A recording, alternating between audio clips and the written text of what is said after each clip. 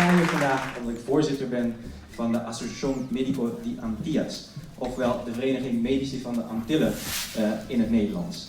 De vereniging bestaat nu ruim 2 jaar en wij zijn er voor jullie, voor de zorgverleners, afkomstig van de eilanden of die een band hebben met de eilanden, die nog hier in Nederland zijn. Jullie belangen willen we hier behartigen. We zouden dit hele evenement natuurlijk nooit georganiseerd kunnen hebben zonder onze sponsoren. 23 jaar dat wij actief zijn, komen we inmiddels 15 jaar op de eilanden en zetten ons in als partner voor de zorginstellingen daar. Goedemorgen mag ik nog zeggen, dames en heren. Het is, voor u staat een groentje aan de ene kant heel anders in het Caribisch deel dan in het Europese deel. En tegelijkertijd als je eronder gaat kijken ook weer heel erg hetzelfde. Want ook in Nederland speelt het vraagstuk dat niemand het meer in zijn eentje kan. En gezondheidszorg is ook een thema die ik recentelijk in contact ben gekomen. Een van de projecten die wij nu mee bezig zijn op het Europahuis, want dat is wat Europa dus heel nodig heeft, is een project die District 297 heet. Tuurlijk. Ik heb met jullie kennis gemaakt ongeveer 2 jaar terug en ik vond de organisatie aan zo'n interessante organisatie. En we hebben vanuit het Curaçaohuis meteen ook een overleg gepland met de minister van Gezondheidszorg.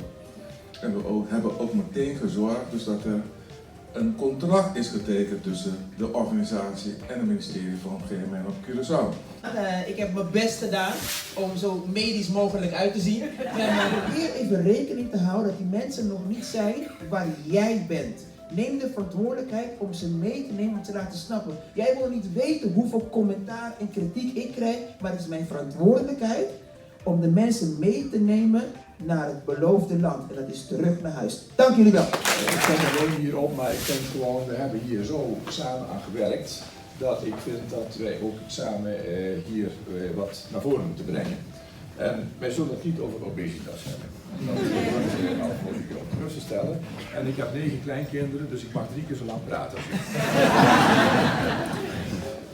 Mooi onderwerp, nogmaals gefeliciteerd, want ik denk dat dit heel belangrijk is en dat de betrokkenheid is van alle jonge professionals, ook in relatie tot de ontwikkeling van hun eigen land, al zitten ze hier in Nederland. Dat is heel essentieel. Curaçao Medical Center wordt aangeboden aan u, aan alle eilanden en we zien u graag ook daar. Maar één ding moet duidelijk zijn, het gaat ook namelijk om dienaar te zijn. To be humble, to serve the other. Dank u wel.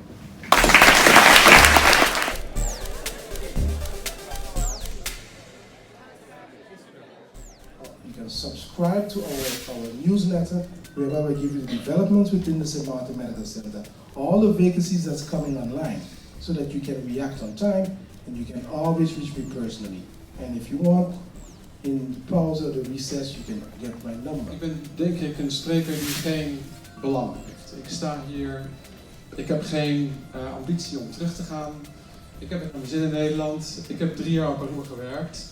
Ik vertegenwoordig geen belang en ik hoop dat ik daarmee een stukje van mijn ervaring kan reverse engineeren en antwoord kan geven op de vragen die de vorige spreker zei van hoe kunnen we beter worden? Hoe krijgen we die... De hele ophef dat sinds juni 2019 speelt heeft allemaal te maken met deze wetgeving. Dat heet de landsbesluit nadere criteria zorgcontracten. En in dat landsbesluit zijn een aantal criteria opgenomen waarvan onder andere ook de leeftijdsgrenzen en de maximale of minimale productie, de normatieve werkbelasting.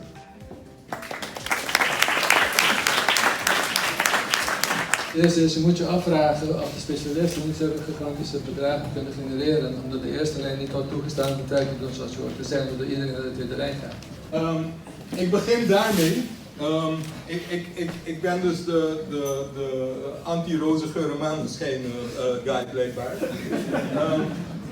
Ik heb wel protest. Iedereen heeft het over, dank dat je een jonge foto van ze hebt laten zien. Ik begon met Ashley en ik zie eruit als een uitgedroogd citroen. Dankjewel.